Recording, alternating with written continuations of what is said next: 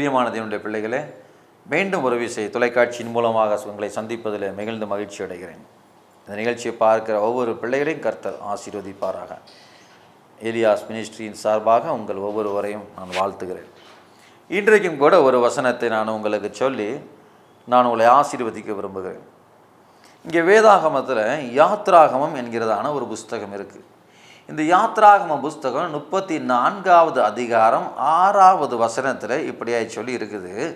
யாத்ராகமத்தின் புஸ்தகம் 34வது அதிகாரம் 6வது வசனத்தில், கர்த்தர் அவனுக்கு முன்பதாக கடந்து போகிற போது, அதாவது மோசேக்கு முன்பதாக கர்த்தர் கடந்து போகிற போது, அவர் கர்த்தர் கர்த்தர் இரக்கமும் கிருபையும் நீடிய சாந்தமும் மகாதயையும் சத்தியம் உள்ள தேவன்.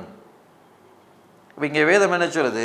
அவர் இரக்கமும் கிருபையும் நீடிய சாந்தமும் மகாதயையும் சத்தியம் உள்ள தேவன் வேதம் சொல்லுது. இந்த வசனம் சொல்லும் பொழுது இந்த யாத்ராகம புஸ்தகத்தை நீங்கள் வாசித்து பார்த்தீங்க அப்படின்னா, முறையாக மோசே சீனாய் மலையில் கர்த்தராகிய ஆண்டவரை தரிசிக்கிறார். கர்த்தராகிய ஆண்டவர் மோசேக்கு அக்னியின் ரூபத்தில் காட்சி அளிக்கிறார். அதாவது முட்செடியில் அக்னி பற்றி எரியுது, ஆனால் அந்த முட்செடி வேகாமல் இருக்குது. இப்போ மோசே பார்க்குறார், அந்த அக்னி பற்றி எரியும் போது முட்செடி வேகலை, முட்செடிக்குள்ளே இருந்து சத்தம் கேட்குது, பேசுகிறார் கர்த்தர். அப்போ அக்னியின் ரூபத்தில், அது அக்னி இல்லை, அக்னியின் ரூபத்தில் காட்சி அளிக்கிறார். அப்போ கர்த்தருடைய தரிசனத்தை அக்னியின் ரூபத்தில் பார்க்குறாரு, அவருடைய சத்தத்தை மோசே கேட்குறார்.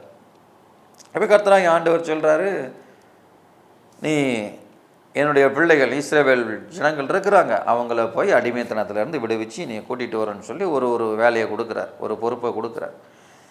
இந்த மோசேயும் முறை கர்த்தருடைய சத்தத்தை கேட்குறாரு. அப்போ கர்த்தருக்கும் அவருக்கும் சில சம்பாஷணைகள் அங்கே நடக்குது. கர்த்தராகிய ஆண்டவர் தன்னை தெளிவுபடுத்துகிறாரு. மோசேக்கு என்ன வேலை அப்படிங்கிறது தெளிவாக சொல்கிறாரு. ஒரு பொறுப்பு வேலையை கொடுக்குறாரு. மோசேயும் கர்த்தருடைய வார்த்தையின்படியே இஸ்ரவேல் ஜனங்களை விடுவிக்கிறதுக்கு எகிப்துக்கு போகிறார். இப்போ இந்த மோசேக்கும் கர்த்தருக்கும் இடையில் உறவு நாள்பட அதிகமாகிக்கிட்டே போகுது. எகிப்தில் இருக்கிற இஸ்ரவேல் ஜனங்களையும் விடுவிச்சு கொண்டு வந்தாச்சு. கர்த்தரை திரும்பவுமாய் சீனாய் மலையில் போய் தரிசிக்கிறாரு. கர்த்தரும் மோசேயும் முகமுகமாய் பேசுகிறாங்க. கிட்டத்தட்ட 40 நாள் இரவு பகல் 2 முறை தரிசிக்கிறாரு. தேவனாகிய கர்த்தருக்கு மோசேக்குமான உறவு ரொம்ப நெருக்கமாகுது. இது எந்த அளவுக்கு இருவருக்கும் உள்ள உறவு நெருக்கமாக இருக்குது அப்படிங்கிறதுக்கு ஒரு உதாரணம் ஒன்று பார்க்கலாம். அப்படின்னா, ஒரு முறை மோசேயினுடைய சகோதரி, மோசேயுடைய அக்கா, மூத்த சகோதரி மிரியாமுக்கும் மோசேயினுடைய மனைவிக்கும், மோசேயுடைய அக்காவுக்கும் மனைவிக்கும் இடையில் ஒரு சின்ன கருத்து வேறுபாடு பிரச்சனைகள் உருவாகுது. இது பொதுவாக எல்லா வீட்லையுமே நடக்கிறது தான். அப்படி வரும்போது இங்கே இந்த மிரியாம் சொல்கிறாங்க மோசையை பார்த்து, இப்போ எல்லா வீட்டிலையும் இந்த பிரச்சனைகள், ஏதாவது குடும்ப பிரச்சனைகள் வரும்போது அண்ணன் தம்பி அக்கா தங்கச்சி தம்பி இப்படி எல்லாம் இருக்கும்போது ஏதாவது ஒரு வார்த்தைகள் பேசுவோம்லாம். அதே போல் மோசையை பார்த்து இவங்க ஒரு வார்த்தை ஒன்று சொல்லிடுறாங்க. மிரியாம், மோசே மட்டும் தான் தீர்க்கதரிசியா? மோசே மட்டும் தான் தீர்க்க தரிசனம் சொல்கிறானா? நானும் தீர்க்க தரிசி தான், நானும் தீர்க்க தரிசனம் சொல்கிறேன். அப்போ மோசே மட்டும் என்ன பெரியவனா? அப்போ நாங்கள் என்ன குறைச்சலா? இது எல்லா வீட்லேயும் நடக்கும். அண்ணன் தம்பி அக்கா தங்கச்சி, நீ பெரியவனா நான் பெரியவனா, அங்கே இதெல்லாம் நடக்கும். இந்த மிரியாம் இப்படி ஒரு வார்த்தையை சொல்கிறாங்க, மோசே மட்டும்தான் ஊழியக்காரனா? மோசே மட்டும் தான் தீர்க்க தரிசியா? நானும் தான் தீர்க்க தரிசனம் சொல்கிறேன், நானும் தீர்க்க தரிசி தான். அப்படிங்கும்போது கர்த்தராகிய ஆண்டவருக்கு கோபம் வருது. எந்த அளவு கோபம் வருதுன்னா, இந்த வார்த்தையை சொன்ன உடனே கர்த்தராகிய ஆண்டவர் கோபப்பட்டு மிரியாமை தண்டிக்கிறார். மிரியாமுக்கு குஷ்டரோகம் வந்துட்டு, வெண்குஷ்டம் வந்துட்டு. வெண்குஷ்டம் வந்த உடனே இஸ்ரவேலர்களுடைய ஒரு இது என்னென்னா, குஷ்டரோகம் வந்துச்சு அப்படின்னு சொன்னால் அவங்கள ஊரை விட்டு தள்ளி வச்சுருவாங்க. அது பாளையத்துக்கு புறம், அவங்க குடியிருக்கிற இடத்த விட்டு எந்த ஊரில் இருக்கிறாங்களோ அது ஊருக்கு வெளியில் தான் இருக்கணும், உள்ளே வரக்கூடாது. அவங்க குஷ்டரோகம் நீங்கி சுத்தமானதுக்கப்புறம் ஆசாரியன்கிட்ட வந்து நிரூபித்து காமிச்சு, அதுக்கப்புறம் அவங்க செலுத்த வேண்டிய பலிகளை எல்லாம் செலுத்தி, அதுக்கு அந்த நிவாரண பலிகள் எல்லாம் கொடுத்துட்டு தான் மக்கள்கிட்ட உள்ளே வரணும் ஊருக்குள்ளே. இப்போ இந்த மிரியாமுக்கு குஷ்டரோகம் வந்துட்டு, இது தெரிஞ்ச உடனே அவங்க மீறியாம ஊரை விட்டு வெளியில், பாளையத்தை விட்டு வெளியே தள்ளி வச்சுட்டாங்க. குடியிருக்கிற இடத்த விட்டு வெளியில் தள்ளி வச்சுட்டாங்க. இப்போ இந்த மோசே கர்த்தராகி ஆண்டவர்கிட்ட போய் மிரியாமுக்காக கேட்குறாரு, ஆண்டவரே இந்த மிரியாமுக்கு எங்கள் அக்காவுக்கு இப்படி குடிச்சிட்டு வராங்க, வந்துட்டு ஆண்டவரே குணமாக்குங்க. அப்போ கர்த்தராகி ஆண்டவர் சொல்கிறாரு, தகப்பன் பிள்ளை மேலே காரி துப்புனா எப்படியோ அந்த மாதிரி இவளுக்கு ஒரு இது ஒரு அவமானமாக இருக்கட்டும், ஒரு 3 நாளைக்கு இவ வெளியில் இருக்கட்டும். அப்போ கர்த்தராகி ஆண்டவர் சொல்கிறாரு, மோசையும் மிரியாமும் ஒன்றா பாருங்க. மோசே மிரியாம் யார்? மோசைக்கு அக்கா. தான் தம்பிய ஒரு வார்த்தை, நீ என்ன அவ்வளோ பெரியவனா அப்படிங்கிற ஒரு பேர். நம்ம ஆட்கள் என் நடைமுறையில் என்னெல்லாம் பேசுவாங்க, அப்படியெல்லாம் பேசலை. நீ என்ன பெரியவனா, நீ மட்டும் தான் ஊழியக்காரனா, நீ மட்டும் தான் தீர்க்கதரிசியா, நானும் தான் தீர்க்கதரிசி, நானும் ஊழியக்காரன் தான். இந்த வார்த்தைக்காக கர்த்தராகி ஆண்டவர் கோபப்பட்டார். ஏன்னா மோசையை பார்த்து நீ எப்படி இப்படி சொல்லலாம், நீயும் மோசையும் ஒன்றாக முடியுமா? அப்போ ஒரு குடும்பத்துக்குள்ள அக்கா தம்பி சண்டை போடுறாங்க, ஆனால் கர்த்தராகி ஆண்டவருக்கு பயங்கர கோபம் வருது, மோசையை பார்த்து எப்படி இப்படி ஒரு வார்த்தை சொல்லலான்னு. ஏன்னா மோசைக்கும் கர்த்தருக்குமான உறவு அவ்வளவு நெருக்கமான உறவு. கர்த்தரால் அதை தாங்கிக் கொள்ள முடியல. மோசையை பார்த்து ஒரு வார்த்தை சொல்கிறது அவரால் தாங்கிக் கொள்ள முடியல. ஏன்னா அந்த அளவுக்கு தேவனும் மோசையும் ஒன்றாக இணைஞ்சிருக்கிறாங்க. அவங்களுடைய உறவு அந்த அளவுக்கு நெருக்கமாக இருக்குது. இப்போ இவ்வளவு நெருக்கமாக இருக்கிறாங்க. இந்த மோசே கர்த்தராகி ஆண்டவருடைய சத்தத்தை கேட்குறாரு. அக்னியின் ரூபத்தில் தரிசனம் பார்த்துருக்கிறாரு.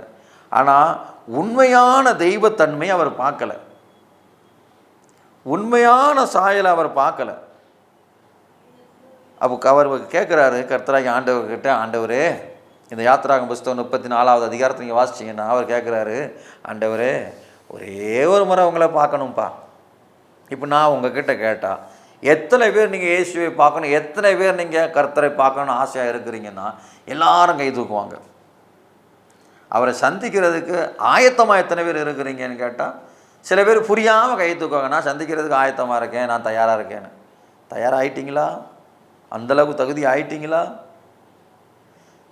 அது தெரியாது. இப்போ இந்த மோசைக்கும் ஒரு ஆசை, இப்போ நமக்கும் ஆசை இருக்குது, கர்த்தராகி ஆண்டவர் ஒரு முறை பார்க்கணுன்னு.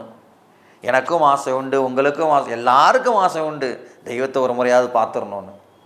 இப்போ இந்த மோசே அடிக்கடி நல்லா பேசுகிறாங்க, 2 பேரும் பேசுகிறாங்க, பல முறை சந்தித்து பேசியிருக்கிறாங்க, ஒருவருக்கு ஒருவர் பல காரியங்களை பேசுகிறாங்க, நேரில் சந்திக்கிறாங்க. ஆனால் தெய்வத்துடைய உண்மை தன்மை, அந்த அவருடைய அந்த ஒரிஜினாலிட்டி, தெய்வம் எப்படி இருப்பார், அந்த பராக்கிரம வல்லமையோடு அவர் எப்படி இருப்பார், அந்த ஒரு சாயல், அந்த தோற்றத்தை அவர் பார்க்க முடியல.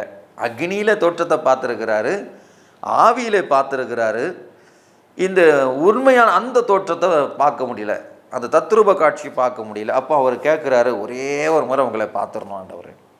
அப்போ கர்த்தரை ஆண்டவர் சொல்கிறாரு, என்னை பார்த்து ஒருத்தனை உயிரோடு இருக்க முடியாது மோசே, என்னை பார்த்தா அந்த நிமிஷத்துலேயே அவன் செத்து போவான். நீ நல்லா யோசிச்சு பாருங்க, அவர் அக்னியாக இருக்கிறவர், ஒளியாக இருக்கிற, ஒருவனும் வாசம் பண்ணக்கூடாத ஒளியில் வாசம் பண்ணுறார். நீ நுழையவே முடியாது, அந்த அளவுக்கு லைட்டில் இருக்கிறார் அவர், அவ்வளவு வெளிச்சத்தில் இருக்கிறார். உன்னால் பார்க்கவே முடியாது அந்த வெளிச்சத்தை, நீ அந்த அளவுக்கு வெளிச்சத்துக்குள்ளே அவர் இருக்கிறாரு. இப்போ நல்லா யோசிச்சு பாருங்கள், சூரியனை எவ்வளவு, இப்போ இந்த வெயில் காலம் உங்களுக்கு வெளியில் வர முடியுதா? வெளியிலேயே வர முடியல. அப்போ இந்த சூரியனை கண்ணேறிட்டு பார்க்க முடியுதா? அது எவ்வளவு தூரத்தில் இருக்குது. இந்த சூரியன்கிட்ட போக முடியுமா? சூரியன் இந்த அக்னி பந்து இதுக்கிட்ட நம்மளால் போக முடியல, இதை நம்மளால் பார்க்க முடியல. இவ்வளோ தூரத்தில் இருந்துமே தூரத்தில் இருந்து நம்மளால் பார்க்க முடியல, வெளியில் வர முடியல. இவைகளை எல்லாம் படைச்சவர். இப்போ அவருடைய தன்மை எப்படி இருக்கும், அவருக்குள்ள அந்த வெளிச்சம் எப்படி இருக்கும்? ஒளியாக இருக்கிறவர், அக்னியாக இருக்கிறவர். அப்போ அந்த தோற்றம் எப்படி இருக்கும்? கற்பனை கேட்டாத ஒன்று, அவ்வளவு வெளிச்சம், அவ்வளவு அந்த மகிமை இருக்கும். அப்போ இதை நம்மளால், அவர் படைத்த பொருளையே நம்மளால் பார்க்க முடியலையே, அப்போ அந்த பொருளை படைத்த சூரியனை படைத்தவர் எப்படி இருப்பார்? அப்போ அவர் சொல்கிறார், என்ன பார்த்தா பார்க்குறவன் அன்னைக்கே செத்துருவான், அவனால் முடியாது, பார்க்க முடியாது. ஆனாலும் மோசையை பாருங்கள், இல்லை ஆண்டவர் ஒரு முறை அவங்கள பார்த்துடணும் ஆண்டவர். அப்போ மோசை சாகிறதுக்கு ரெடியாக இருக்கிறார். நான் செத்தாலும் பரவாயில்ல, ஆனால் உங்களை ஒரு முறை பார்த்துடணும் ஆண்டவர். இப்போ அவர் பார்க்குறாரு, ஒருவனும் மரிப்பது தேவனுக்கு சித்தம் கிடையாது, யாருமே சாகணும்னு அவர் விரும்புகிறது கிடையாது. அப்படி இருக்கும்போது மோசே சாகட்டும்னு அவர் விரும்புவாரா? மோசேட்ட சொல்கிறார், அப்படியா, சரி ஒன்று பண்ணுவோம், நான் சொல்கிற மாதிரி நான் சொல்கிற இடத்துல வந்து நின்று, நீ இந்த 2 கற்பாரை இடையில வந்து நில்லு, அப்போ நான் உனக்கு முன்னாடி போவேன், நீ என்னுடைய முகத்தை என்னோட முன்னாடி நீ என்னால் பார்க்க முடியாது, நான் உன்னை தாண்டினதுக்கப்புறம் என் பின் தோற்றத்தை நீ பார்த்துக்கோ, பின்னாடி பாரு, முன்னாடி என்ன உன்னால் பார்க்க முடியாதுன்னு சொல்கிறார். சரின்னு சொல்லி கர்த்தர் சொன்னது போல் மோசே வந்து நிற்கிறாரு.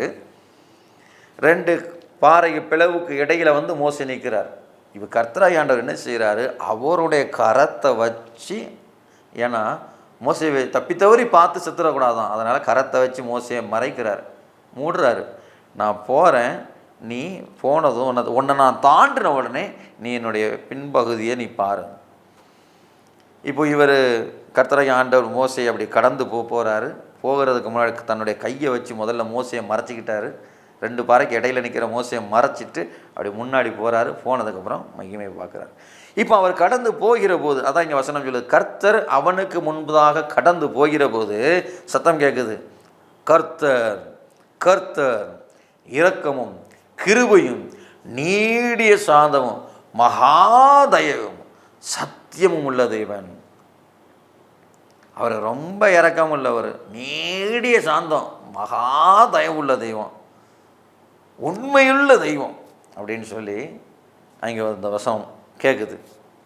நீங்கள் வேதாகமத்தில் நல்லா பாருங்கள், மத்தேயு புஸ்தகம் 15வது அதிகாரம் 21லேருந்து 28 வரைக்கும் ஒரு சம்பவம் அங்கே எழுதியிருக்குது. மத்தேயு புஸ்தகம் 15வது அதிகாரம் 21லேருந்து 28 வரைக்கும் கர்த்தராகிய இயேசு கிறிஸ்து, அது தெய்வம், மனுஷனாக பூமிக்கு இறங்கி வந்தப்போ மனுஷனுடைய பாவங்களிலிருந்து அவர்களை விடுவிக்கிறதுக்காக, மனுஷர்களை பரலோகராஜ்யம் கொண்டு போகணுங்கிறதுக்காக, மனுஷர்களுக்காக தன்னையே பலியாய் கொடுக்க அவர் பூமிக்கு இறங்கி வந்தப்போ, இந்த பூமியில் இருக்கிற நாளில் கிட்டத்தட்ட ஒரு 3.5 வருடம் இஸ்ரவேல் தேசத்திலே அவர் ஊழியம் செய்கிறார், ஊழியத்தை நிறைவேற்றுறார்.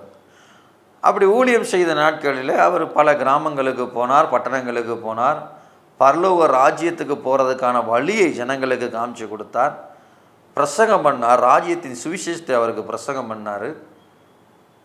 இப்படி நிறைய காரியங்கள் விஷயங்களை மக்களுக்கு போதிச்சார். அவர் பிரசங்கம் பண்ணி முடித்த உடனே அவர்கிட்ட ஜெபிக்கிறதுக்காக கொண்டுட்டு வருவாங்க. இன்றைக்கும் பிரசங்கம் முடிஞ்ச உடனே ஊழியக்காரங்கிட்ட நீங்கள் ஜெபம் பண்ண கூப்பிட்டு போகிறீங்கள, அதே போல் பல பேர் வருவாங்க, வியாதியஸ்தர் வருவாங்க, குருடர்கள் வருவாங்க, கண்ணு தெரியாதவங்க, குஷ்டரோகிகள் வருவாங்க, பிசாசு பிடிச்சவங்க வருவாங்க. இவங்களெல்லாம் பிசாசுகளை துரத்துறதும், வியாதிகளை சுகமாக்குறதும், பிள்ளைகளை ஆசீர்வதிக்க கொண்டு வரும்போது பிள்ளைகளை ஆசீர்வதிக்கிறதும், இப்படி நிறைய நன்மைகளை செய்வார். ஒரு முறை கர்த்தர் தம்முடைய ஊழியத்தை முடித்து அப்படி போய்கிட்டு இருக்கும்போது அங்கே கானானிய ஸ்திரீ ஒரு பெண் வர்றா. கர்த்தராகிய ஆண்டவர் தன் சீஷர்களோடு அந்த கிராமத்தை தாண்டி அப்படி போகிறாரு. போகும்போது பின்னாடி இருந்து அந்த பெண் சத்தம் போட்டு கூப்பிடுறா, தாவீதின் குமாரனே எனக்கு இறங்கும், என்னுடைய மகள் வியாதிப்பட்டு கிடக்கிறா, பிசாசுனால கொடிய வியாதிப்பட்டிருக்கிறா, எனக்கு இறங்கி இந்த பிசாசை துரத்தி என் மகளை காப்பாற்றுங்க அப்படின்னு சொல்லி பின்னாடி ஒரு பெண் சத்தம் போட்டு கூப்பிடுறா. ஒரு கானானி ஸ்திரீ சத்தம் போட்டு கூப்பிடுறா. அவள் இஸ்ரவேலை சேர்ந்தவ கிடையாது, கானானிய பெண். இயேசுவை நோக்கி கூப்பிடுறா, தாவீதின் குமாரனே எனக்கு இறங்கும் இறங்கும்னு. இயேசு காணாதவர் போல போகிறார், சத்தம் அவருடைய காதில் விழாதது போல போகிறார். அப்போ அவர் பக்கத்தில் இருக்கிற சீஷர்கள் எல்லாம் அந்த சத்தத்தை கேட்டுட்டு, ஆண்டவரே இவ உங்களை பின்தொடர்ந்து வர்றாளே, உண்மை நோக்கி இப்படி கூப்பிட்றாளே, இறங்கும்னு கத்திக்கிட்டு வராளே, கொஞ்சம் அவளுக்கு பார்த்து இறங்கி அவள் விண்ணப்பத்தை கேட்கக்கூடாதா, அவளுக்கு கொஞ்சம் செவி சாய்க்கக்கூடாதா அப்படின்னு சொல்லி சொல்கிறாங்க. இப்போ கர்த்தராகிய ஆண்டவர் இயேசு கிறிஸ்து நிற்கிறார், நின்று திரும்பி பார்க்குறாரு. இப்போ அந்த பெண் பக்கத்தில் வர்றா. நல்லா யோசிச்சு பாருங்க, பல நேரங்களில் நாமும் ஜெபிக்கும்போது நம்முடைய ஜெபம் கேட்கப்படாதது போல் இருக்கும். பல நேரங்கள் நம்முடைய ஜெபத்துக்கு பதிலே அளிக்காதது போல் இருக்கும், பதில் வராது. சில நேரம் 1 மாதம் ஜெபிப்போம், சிலர் 1 வருஷம் ஜெபிப்பாங்க, கடைசியில் சோர்ந்து போய் ஜெபத்தை விட்டுருவாங்க. அப்புறம் இனிமே அவ்வளோதான், இதுக்கு ஒன்றும் நடக்காத வேலை, நானும் ஜெபிச்சு பார்த்தேன் ஆண்டவர் கேட்கலன்னு சொல்லி விட்டுருவாங்க. ஆனால் உண்மை அப்படி கிடையாது. ஜெபிச்ச நீ மறந்தாலும் ஜெபத்தை கேட்ட அவர் மறக்க மாட்டார். நீங்கள் ஜெபம் பண்ணிட்டு மறந்து விட்டுருப்பீங்க அந்த காரியத்தை, ஆனால் அவங்க ஜெபத்தை கேட்டவர் அதை மறக்க மாட்டார். ஏன்னா ஜெபத்தை கேட்கக்கூடாதபடிக்கு என்னுடைய செவி மந்தமாகவில்லைன்னு அவரே சொல்லியிருக்கிறார். நீ பண்ணுற ஒவ்வொரு ஜெபத்தையும் அவர் கேட்குறவர். ஆனால் சில நேரங்களில் கொஞ்சம் அவர் நம்முடைய விசுவாச அளவு எப்படி இருக்குன்னு பார்க்குறாரு. சில நேரங்களில் நாம் அதுக்கு தகுதியாக இருக்கோமான்னு பார்க்குறாரு. நாம் ஜெபம் பண்ணி கேட்ட உடனே அதை கொடுத்தா அந்த ஆசீர்வாதத்தை பெற்றுக்கொள்கிறதுக்கு அவள் தகுதியாக இருக்காளா? இல்லை ஒருவேளை அந்த விசுவாசம் அவங்களுக்குள்ளே எப்படி இருக்குதுங்கிறத இன்னும் தெரிஞ்சுக்கொள்கிறதுக்காக சில நேரங்களில் கொஞ்சம் நாள் பிடிக்கும். நீங்கள் கேட்ட காரியம் நடக்கிறதுக்கு கொஞ்சம் நாள் எடுக்கும். இப்போ இந்த சகோதரிக்கு அப்படி தான், இந்த மகளுக்கு அப்படி தான் நடக்குது, இந்த கானானிய பெண்ணுக்கு நடக்குது. இவ கூப்பிடும் போது சீசர்களுக்கெல்லாம் சத்தம் கேட்குது. சீசர்கள் கூப்பிட்டு சொல்கிறாங்க இயேசுகிட்ட, ஆனால் இவர் கண்டுக்கிடாது போல இருக்கிறார். இவர் அங்கே இப்போ தான் அங்கே ஒரு டெஸ்ட் ஒன்று வைக்கிறார். முன்னாடி வந்துட்டான். வந்த உடனே அப்போ சொல்கிறான், என்னுடைய மகளுக்குள்ள ஒரு கொடிய பிசாசு இருக்குது. இந்த பிசாசு என் மகளை வியாதியில் படுக்கையில் போட்டு அவளை கொன்று அவளுடைய உயிரை எடுக்கிறதுக்காக போராடிட்டு இருக்கு. இப்போ கர்த்தராகிய ஆண்டவர் சொல்கிறாரு, இயேசு சொல்கிறாரு, இங்கே பாருமா, நான் உனக்காக வரலை, உனக்கு நன்மை செய்கிறதுக்கு உன்னையை காப்பாற்றுறதுக்கெல்லாம் நான் வரலை. அது என் வேலை கிடையாது. நான் வந்தது என் ஆட்களுக்காக வந்திருக்கேன். இஸ்ரவேலர்களுக்காக தான் வந்தேன். காணாமல் போன இஸ்ரவேலர்களை தேடி பிடிக்கிறதுக்கு வந்தேன். நான் அவர்களுக்காக வந்தேன். நான் உனக்காக வரலை. உனக்கெல்லாம் ஒன்றும் செய்ய முடியாது. அப்போ ஒரு உதாரணம் சொல்கிறாரு. பிள்ளைகளுக்காக செஞ்ச அப்பத்தை, பிள்ளைகளுக்கு வச்சுருக்கிற ஆகாரத்தை எடுத்து, பிள்ளைக்குள்ள சாப்பாட்டை எடுத்து நாய்க்குட்டிங்க யாராவது போடுவாங்களா? நீங்கள் போடுவீங்களா? அப்படி உங்கள் பிள்ளை சாப்பிட்றத எடுத்து கொண்டு போய் நாய்க்கு கொடுப்பீங்களா?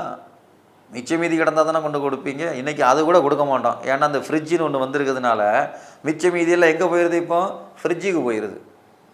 முந்தி என்ன ஆகும்? மிச்ச மீதி இருந்தால் நாய்க்கும் கோழிக்கும் ஆட்டுக்கும் மாட்டுக்கும் போகும். இப்போ நாய் கோழி ஆடு மாட்டுக்கு போகிறது கிடையாது. அதையெல்லாம் நாய்க்கு சாப்பிட வேண்டியதெல்லாம் இப்போ யார் சாப்பிட்டுக்கிட்டுதான்? நாய்க்கு போகிறதையும் நாமளே சாப்பிட்டுக்கிட்டுதோம். அப்போ நாய்க்கு கூட இப்போ கிடைக்கிறது கிடையாது. இப்போ அங்கே கர்த்தராகிய ஆண்டவர் சொல்கிறார், இயேசு சொல்கிறாரு, நாய்களுக்கு யாராவது சமைச்சதை போடுவாங்களா? ரொட்டியை கொண்டு கொடுப்பாங்களா? அது பிள்ளைகளுக்கு உள்ளது. இது உனக்கெலாம் கொடுக்க முடியாது. அப்போ அங்கே பாருங்கள், ஒருத்தி உதவிக்கு வந்து நிற்கிறா, ஆண்டவரே எனக்கு உதவி செய்யுங்கன்னு. அப்போ அவர் அவளை பார்த்து சொல்கிறாரு, நீ நாய், உன் பிள்ளை நாய்க்குட்டி, உனக்கெல்லாம் கொடுக்க முடியாது போகணும். உங்களை பார்த்து நானோ இல்லை ஏதாவது ஒரு ஊழியக்காரர் நீங்கள் ஜெபம் பண்ணுங்க எனக்குன்னு வந்துருக்கும்போது நாய் பிள்ளைக்கெல்லாம் ஜெபம் பண்ண முடியாது போ அப்படின்னு சொன்னால் என்ன ஆகும்? அதுவும் இன்றைக்கி இருக்க நிலைமைக்கு கேட்கவே வேண்டாம். உடனே ஊர் முழுக்கும் கேவலப்படுத்தி அசிங்கப்படுத்தி என்னெல்லாம் பண்ண முடியுமோ அத்தனையும் சொல்லிடுவோம். ஆனால் இங்கே பாருங்கள், இந்த அம்மா அந்த பெண்ணுக்குள்ளே இருக்கிற ஒரு விசுவாச நம்பிக்கையை பாருங்கள் எப்படி பேசுகிறாங்கன்னு. ஆமாம் ஆண்டவரே, நீங்கள் சொல்கிறது சரிதான். பிள்ளைகளுக்கு சாப்பிட வச்சுருக்கிறது யாரும் நாய்க்குட்டிக்கும் கொண்டு கொடுக்க மாட்டாங்க. ஆனால் மேஜையில் இருந்து சாப்பிடும்போது கீழே விழும், கொஞ்சம் இந்த மிச்சம் மீதி கீழே விழும், சிதறி விழும். அந்த கீழே விழுறத அதை நாய்க்குட்டி திங்குமே, நாய்க்குட்டியும் திங்குமே.